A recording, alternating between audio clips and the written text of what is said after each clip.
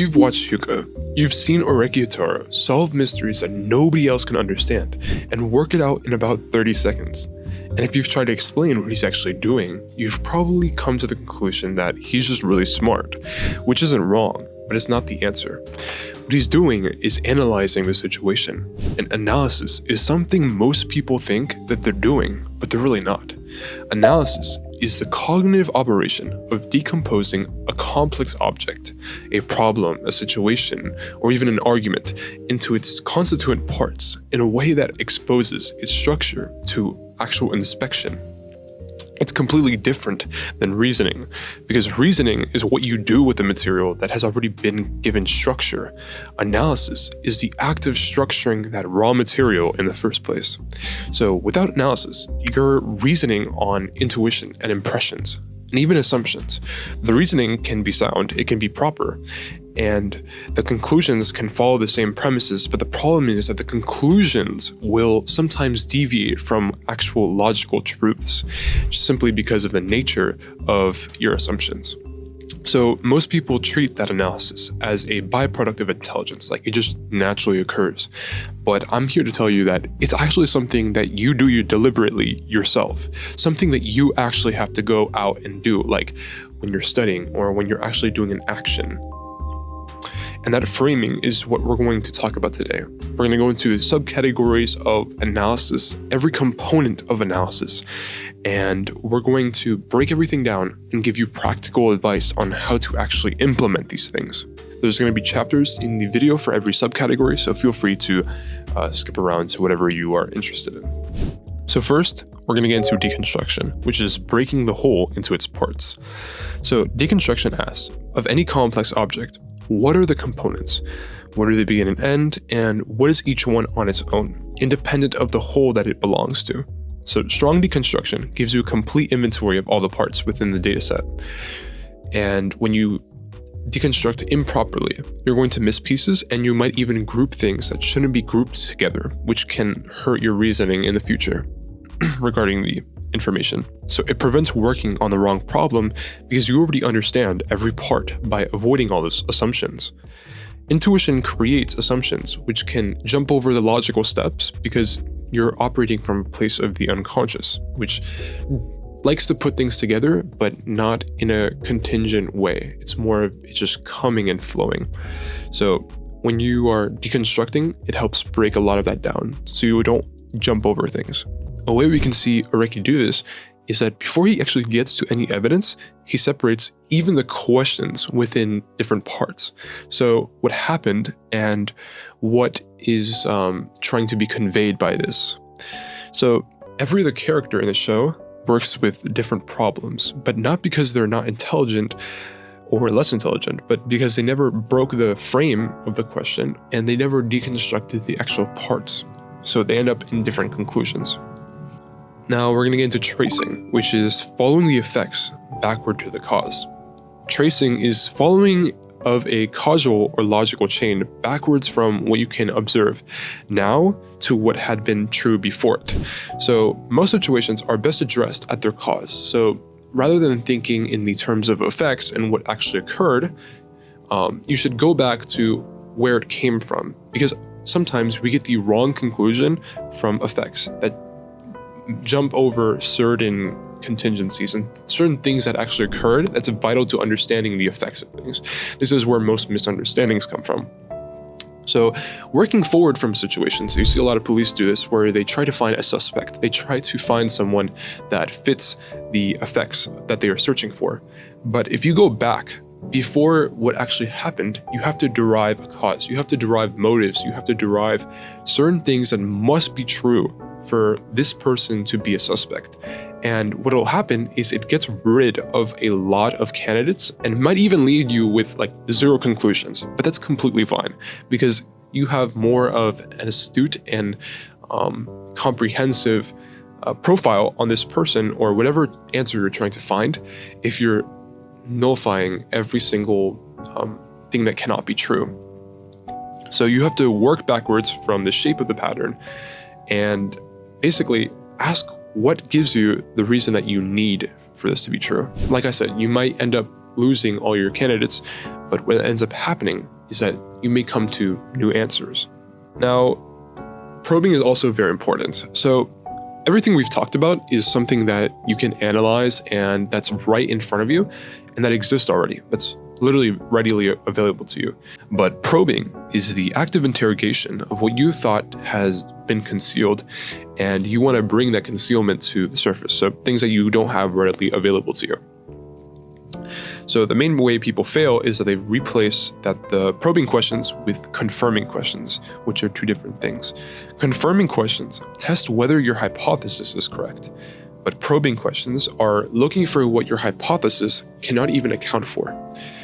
So confirming questions are all right, but they build something you have already created. What we're trying to do with probing is analyze the data and find new data that is not even in our minds. So simple questions that might bring random information up to us.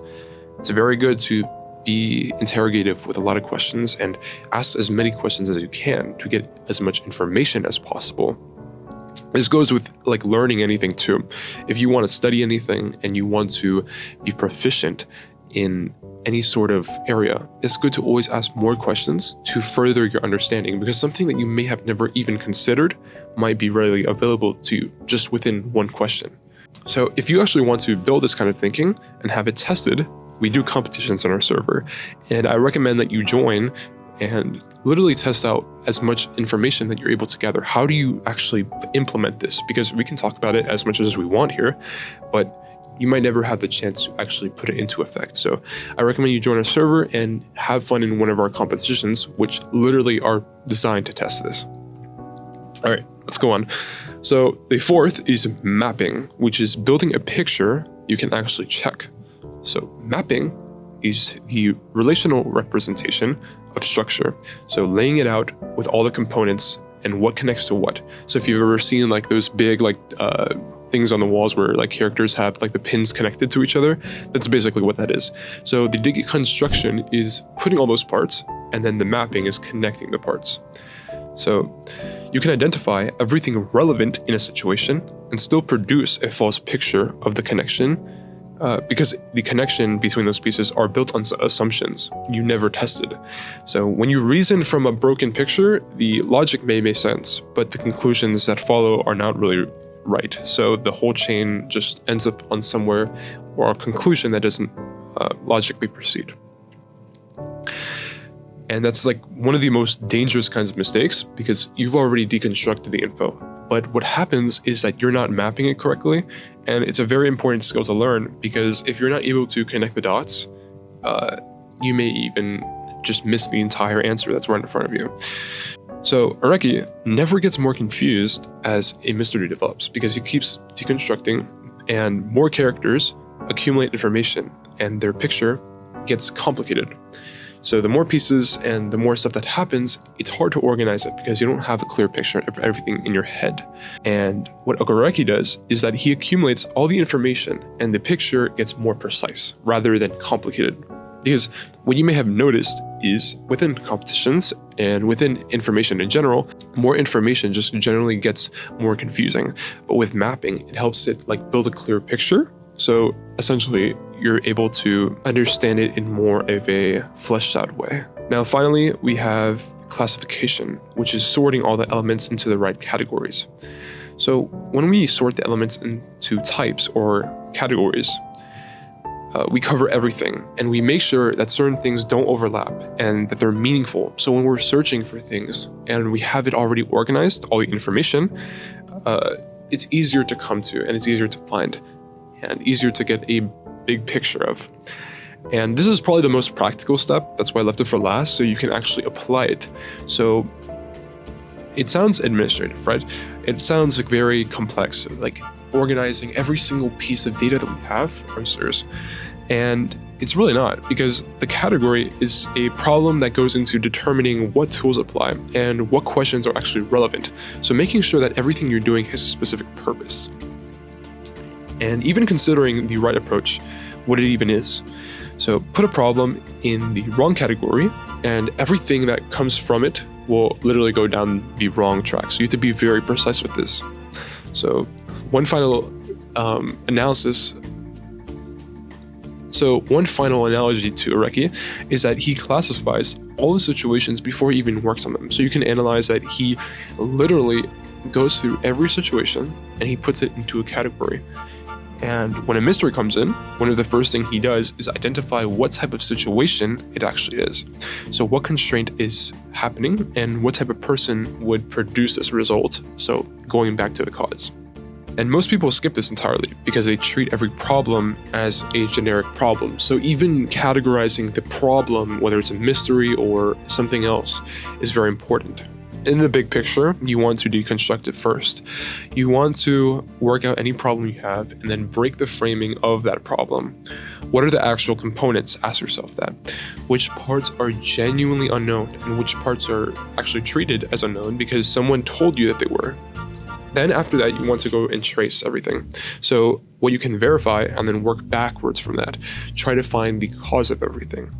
After that, it's good to probe, which is understanding what's missing from your picture and not to confirm what you already think, but actually going to something that you have literally no vision in. And then after that, after you have as much information available to you, then you can map it and you can classify everything, which will accurately allow you to organize all the information. So yeah, if you enjoyed the video, the Power IQ server is in the description, and we will definitely be improving the quality of the content soon. I hope you found this information valuable, and I hope you all take care. See you guys next time.